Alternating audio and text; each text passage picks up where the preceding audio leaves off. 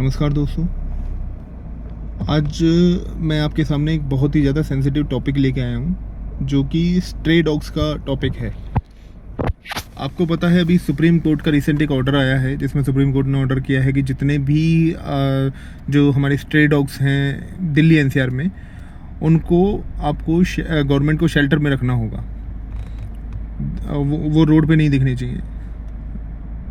ये एक बहुत ही सेंसिटिव ऑर्डर है, जिसके पक्ष में भी बहुत लोग हैं और विपक्ष में भी बहुत लोग हैं।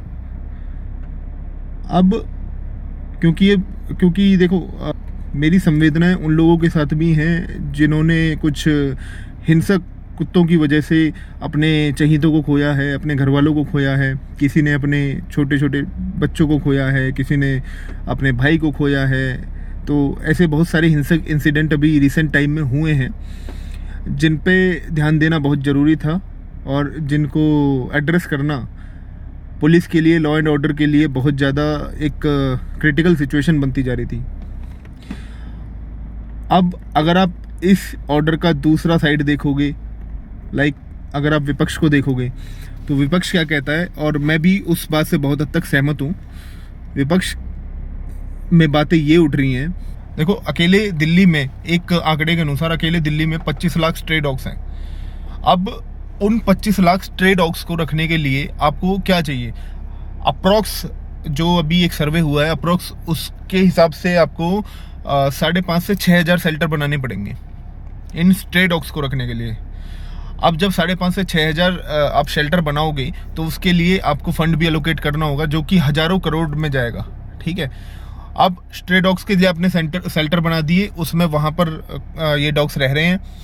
उसके बाद अब क्या है कि इनका दवाई का खर्चा है, इनका खाने पीने का खर्चा है, उसको भी अगर आप कैलकुलेट करोगे तो वो भी कई सौ करोड़ में जाएगा, जो मंथली है, कई सौ करोड़ मंथली है। तो यानी कि दिल्ली गवर्नमेंट को, या फिर अगर सेंट्रल गवर्नमेंट डायरेक्ट अंडर में ले, तो इसके लिए दिल्ली गवर्नमेंट को हर महीने आप ये लगा लो कई सौ करोड़ का बजट एलोकेट करना होगा इन स्ट्रे डॉग्स के शेल्टर्स के लिए। अब यहाँ पे दिक्कत क्या है? अभी हमने देखा रिसेंट टाइम में कि जो शेल्टर्स इंसानों के लिए बने हैं, वहाँ पर इंसान ही सही से नहीं रह पा रहे हैं। उनको कैसे ट्रीट किया जाता है, अभी आपने नोएडा में न्यूज सुनी होगी अपने घर की। अपना घर में कैसे ओल्ड एज होम जो है, उसमें कैसे जो बुजुर्ग हैं उनको कैसे ट्रीट किया जाता था, उनके हाथ बांध के रखे गए थे, उनको खाना नहीं दिया जा रहा था टाइम से। और ये कोई और नहीं कर रहा था, ये वहाँ पर जो वर्कर्स हैं, जो वॉलंटियर्स, आप वॉलंटियर तो नहीं कहेंगे उनको, लेकिन जो वर्कर्स आपको अलोकेट कर रखे थे वहाँ पे, उन लोगों ने ये काम किया था। अब देखो, इंसान तो बोल सकता है। अब आप ये कैसे अज्यूम कर सकते हो कि शेल्टर्स में अगर आप कुत्तों को रखोगे तो उनके साथ ये ट्रीटमेंट नहीं होगा, या उससे बुरा ट्रीटमेंट नहीं होगा, उनके साथ अच्छा ट्रीटमेंट होगा? कैसे इंश्योर करोगे? ये एक सबसे बड़ा क्वेश्चन है। ठीक है, उसके बाद आप शेल्टर्स जो बनाएंगे उसमें प्रॉपर एलोकेशन होनी चाहिए, प्रॉपर स्पेस होना चाहिए। बिकॉज आप, ऐसा नहीं है कि आपने ये कुत्तों को पकड़ा और उनको एक 2x2 की जेल में डाल दिया तो वो बेचारे वहीं पे बैठे रहेंगे। आपके पास एक बहुत लंबा चौड़ा एरिया होना चाहिए जिसमें बाहर घूम भी सकें।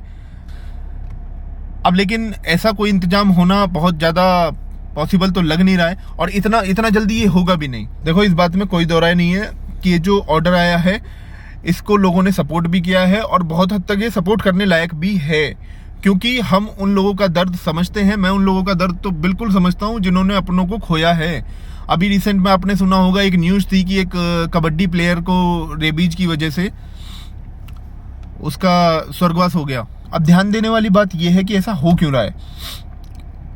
तो इसमें कौन हमारी हेल्प कर सकता है? इसमें साइकोलॉजिस्ट हमारी हेल्प कर सकते हैं, या फिर जो साइकोलॉजिस्ट, वो जो एनिमल्स के बिहेवियर को परखते हों, तो वो हमारी हेल्प कर सकते हैं कि ऐसा क्यों हो रहा है। दूसरा, अगर हमें इनको शेल्टर में रखना है तो हम ऐसा कर सकते हैं, फेजेस में शेल्टर वाइज एलोकेशन कर सकते हैं। अब कैसे वो करेंगे? जैसे कि हमने अभी कुछ 100 कुत्तों को पकड़ा, उनको हम एनालाइज करेंगे। ठीक है, उनका अगर स्टेरिलाइजेशन करना है तो स्टेरिलाइजेशन करेंगे। उसके बाद हम उनको कुछ टाइम तक, महीने भर, 1.5 महीने, 2 महीने तक हम उनको अपने पास रखेंगे, उनके बिहेवियर को एनालाइज करेंगे। उसमें से जो भी हमें वायलेंट लगेगा उसको हम वहीं पे कैप्टिव रखेंगे और बाकी को हम रिलीज कर देंगे। क्योंकि जो इंसिडेंट होता है वो ऐसा नहीं है कि अगर रोड पे जो इंसिडेंट हो रहा है कुत्तों वाला, तो ऐसा नहीं है कि सारे ही कुत्ते लोगों को काटते हैं। ओनली कुछ कुत्ते होते हैं जो वायलेंट हैं। तो हम क्या करेंगे, उनको वायलेंट कुत्तों को अपना कैप्टिव रखेंगे। उसके बाद हम ये एनालाइज करेंगे कि कौन सी ब्रीड जो है कुत्तों की वो सबसे ज़्यादा वायलेंट है, जिसको हम खुले में नहीं छोड़ सकते हैं एज अ स्ट्रे डॉग। अब ये सब चीज़ जब एनालाइज हो जाएगी तो हम क्या कर सकते हैं, हमारे लिए बहुत ईजी हो जाएगा कि जो बेचारे मतलब वैसे ही कुत्ते हैं जो किसी को कोई हार्म नहीं पहुंचाते हैं, उनको हम बाहर छोड़ सकते हैं, और बाकी जो वायलेंट हैं उनको तो आप कैप्टिव रख लीजिए। ये काम देखो गवर्नमेंट कर रही है, गवर्नमेंट के पास लेकिन इनफ शेल्टर्स नहीं है अभी भी। लगभग जो डेटा आया है उसके अकॉर्डिंग 100 से 150 शेल्टर्स हैं गवर्नमेंट के पास अभी कुत्तों के लिए, जिनकी भी कंडीशन काफ़ी अच्छी नहीं है। उनकी कंडीशन काफ़ी डेटीरियोरेटरी है, और वो ऐसी कंडीशन है कि जहाँ पर इनका रहना बहुत मुश्किल है।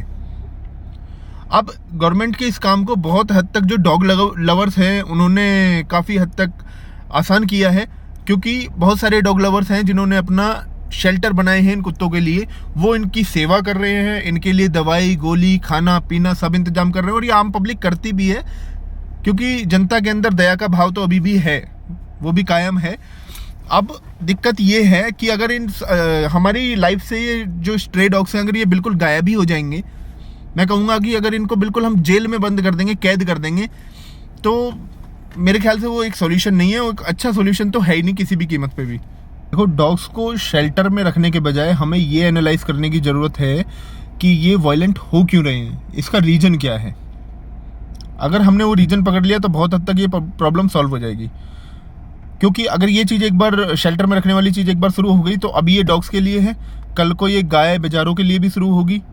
ऐसे कर करके सारे जानवरों को तो इंसान जो है वो जेल में डाल देगा और खुद ही अकेला खुला घूमेगा। कल को पक्षियों के लिए भी बोलेगा फिर वो कि ये पक्षी भी वायलेंट है, ये तो नॉइस पोल्यूशन कर रहा है। ये कोई एक सोल्यूशन नहीं है किसी को जेल में डालना, किसी को कैद में डालना। आज़ादी सबका अधिकार है, भगवान की नज़र में सब बराबर है, चाहे वो इंसान हो या वो कोई भी पशु पक्षी हो, और भगवान ने सबको खुले घूमने का अधिकार दिया है।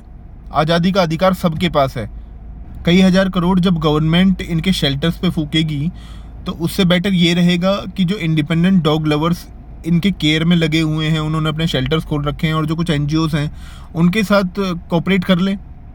किसी कुत्ते ने अगर इंसान को काट लिया है, वायलेंट होके या नॉन वायलेंट होके भी, तो उसके लिए आप सभी कुत्तों को जिम्मेदार तो ठहरा नहीं सकते हो कि सारे ही कुत्ते ऐसे हैं।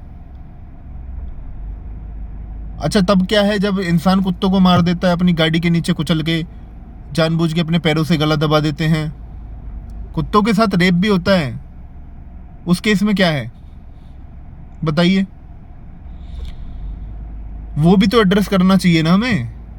भाई ये बोल नहीं पाते हैं तो इसका मतलब ये थोड़ी है कि इनके साथ कुछ भी करो आप। मेरा तो ये मानना है कि काश कुत्ते भी वोटर होते, उनकी भी वोट होती, तो शायद कोई भी उन्हें जेल में डालने के लिए राजी नहीं होता, क्योंकि अपनी वोट को तो कोई खोना नहीं चाहता है। इस मामले में दोनों पक्ष जायज़ हैं, अपनी अपनी जगह दोनों सही हैं। जो ये मानते हैं कि ये सुप्रीम कोर्ट का डिसीजन सही है, और जो ये नहीं मानते कि ये डिसीजन सही है, दोनों लोग अपनी अपनी जगह ठीक हैं बिल्कुल। लेकिन अब रास्ता निकाला क्या जाएगा? रास्ता एक बीच का होना चाहिए। वन साइडेड व्यू कभी नहीं होना चाहिए। एक डिसीजन, ये जो डिसीजन है ये वन साइडेड है, इसका एक प्रॉपर सोल्यूशन होना चाहिए। बिकॉज देखो, ये स्टेरिलाइजेशन का प्रोग्राम जो था वो गवर्नमेंट ने काफ़ी सालों पहले शुरू किया था, जो कि आज तक भी कंप्लीट नहीं हुआ है, और वो फ्लॉप है पूरी तरह से, आप भी जानते हो।